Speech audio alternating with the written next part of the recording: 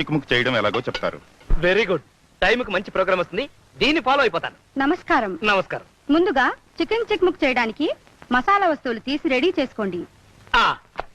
Ready చేసుకున్నాం. అల్లం, అల్లం, జీలకర్ర, జీలకర్ర, లవంగాలు, లవంగాలు, దాల్చిన చెక్క, దాల్చిన చెక్క, గసగసాలు, గసగసాలు తీసి పెట్టుకోండి.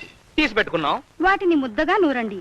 Okay, next. ఉల్లిపాయ ముక్కలు, వెల్లుల్లిపాయ రేఖలు తీసుకోండి. ఉల్లిపాయ ముక్కలు, వెల్లుల్లిపాయ రేఖలు తీసుకున్నాం. ఇప్పుడు శుభ్రపరిచిన కోడిని తీసుకోండి. అలాగే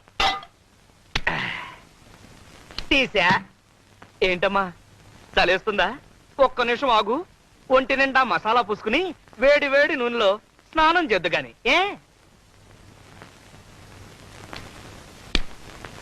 క్రమ పద్ధతిలో చేస్తే ఆరోగ్యం చక్కగా ఉంటుంది. అంతే కదా మరి, మంచి ఫుడ్ తింటే ఆరోగ్యంగానే ఉంటుంది. మొదటగా కాళ్ళని ఎడంగా చాపాలి.